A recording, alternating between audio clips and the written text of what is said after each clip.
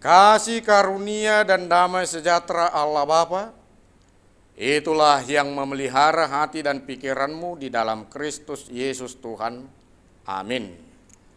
Bapak, Ibu, saudara-saudara, sahabatku yang terkasih dalam Yesus Kristus, firman Tuhan untuk kita hari ini, Jumat 31 Juli 2020, tertulis dalam kitab Imamat 19 ayat 17, beginilah bunyi firman Tuhan. Janganlah engkau membenci saudaramu di dalam hatimu, tetapi engkau harus berterus terang menegur orang sesamamu, dan janganlah engkau mendatangkan dosa kepada dirimu karena dia. Demikian firman Tuhan. Hidup di dalam kasih. Bapak Ibu, tentu kita masih ingat khotbah minggu kemarin, perintah baru yaitu hidup di dalam kasih. Dan inilah menjadi nasihat kepada orang-orang Israel yang disampaikan Tuhan kepada Musa supaya mereka hidup di dalam kasih. Dikatakan janganlah engkau membenci saudaramu. Di dalam kehidupan kita, saudara kandung yang saudara seibu sebapa sudah terjadi pertikaian, sudah terjadi perdebatan, bahkan sampai kepada tindak kriminal, menghilangkan nyawa saudara sendiri. Ini disebabkan karena adanya niat duniawi yang ingin memiliki, yang ingin menikmati, merampas nafsu untuk memiliki segala sesuatu yang ada. Jalan pintas dianggap pantas.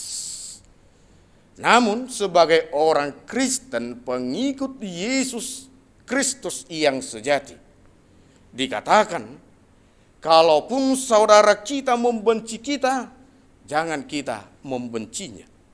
Namun apa yang dituntut kepada kita adalah supaya kita mengasihi sesama kita, manusia seperti kita mengasihi diri kita sendiri. Injil Lukas pasal 10 ayat 27.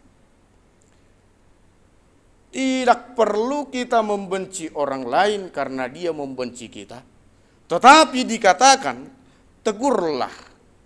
Kata menegur di sini adalah ajakan untuk berbicara langsung dengan dia yang menghujat, membenci kita, tanpa harus menjatuhkan, tanpa harus membuat dia menjadi orang yang dibenci oleh diri kita dan orang-orang lain yang mendengarkan pemberitahuan dari kita.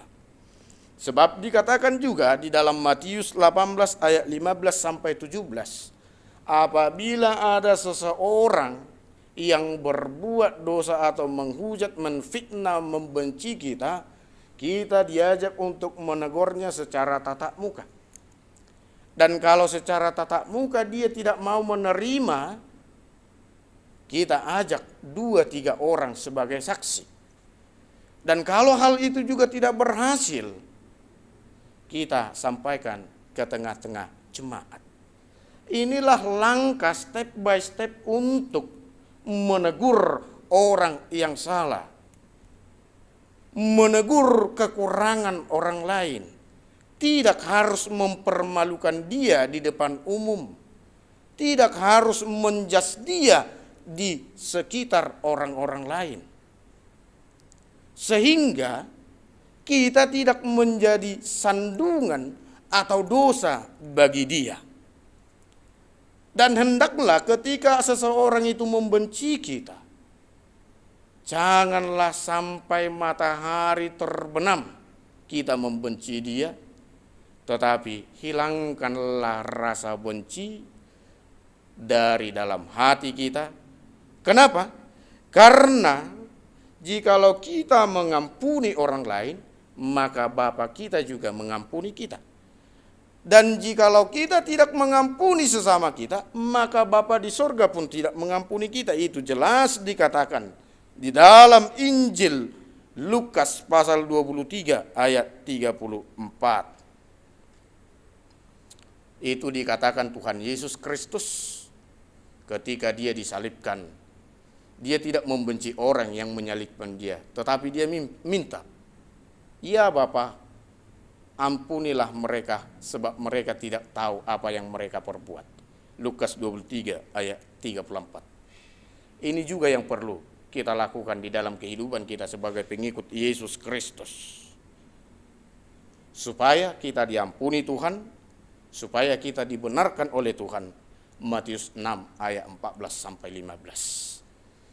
Mari hidup di dalam kasih, hidup di dalam rukun, karena hidup di dalam rukun itu penuh dengan sukacita. Sangat indah kerukunan itu, seperti apa yang dinyatakan oleh pemazmur di Mazmur 133. Sungguh indah hidup rukun. Mari kita bayangkan kalau kita hidup rukun di tengah-tengah keluarga, hidup rukun di tengah-tengah masyarakat, hidup rukun di tengah-tengah gereja. Tentu damai sukacita akan memenuhi hidup kita. Ternyata tidak perlu kita kembangkan atau kita tanamkan rasa benci di hati. Namun kita buanglah itu karena Tuhan tidak membenci kita. Malah Dia mengasihi kita. Tuhan mau supaya kita hidup di dalam kerukunan dan kedamaian. Kalaupun kita dihujat, jangan balas. Kenapa? Karena pembalasan itu adalah milik Tuhan. Rom 12 ayat 19. Mari kita ingat selalu di mana jati diri kita, hidup di dalam kasih, seperti apa yang diungkapkan oleh Alfred Plummer. Membalas kebaikan dengan kejahatan itu adalah tabiat si iblis. Membalas kebaikan dengan kebaikan itu adalah tabiat manusia. Namun membalas kejahatan dengan kebaikan itulah tabiat ilahi.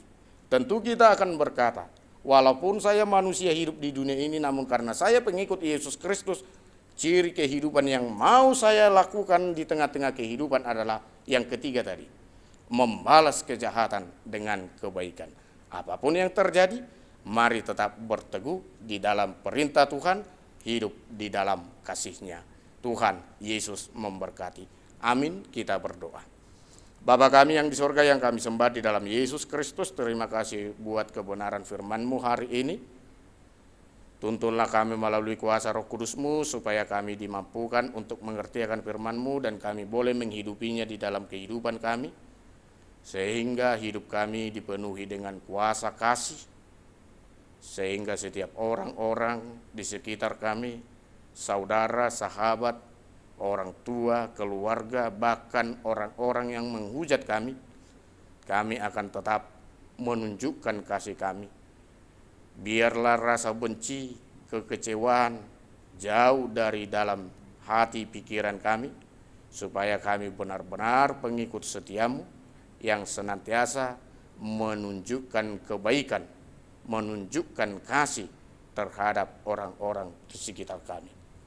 Berkatilah setiap orang-orang yang mendengarkan kebenaran firman-Mu ini, supaya mereka terberkati dan mereka dipenuhi dengan kasih-Mu, sehingga mereka hidup di dalam kasih yang daripada-Mu terhadap sekitar mereka. Engkau berkati setiap apa yang mereka pikirkan, apa yang mereka kerjakan, baik di rumah, di ladang, di sawah, di perkantoran, maupun di tempat-tempat usaha dagang, dan tempat-tempat mereka mengais rezeki setiap hari, supaya apa yang mereka kerjakan boleh membuahkan hasil, membawa sukacita di tengah-tengah hidupnya dan di tengah-tengah keluarganya. Biarlah mereka selalu terjaga, terlindungi oleh kasih-Mu, sehingga mereka jauh daripada sakit penyakit, jauh daripada mara bahaya. Dan untuk satu hari ini, segala apa yang kami pikirkan, Hidup mati kami serahkan sepenuhnya hanya ke dalam tangan pengasihan-Mu saja. Jadilah kehendak-Mu di dalam kehidupan kami masing-masing. Di dalam Kristus Yesus Tuhan, kami berdoa dan mengucap syukur. Amin.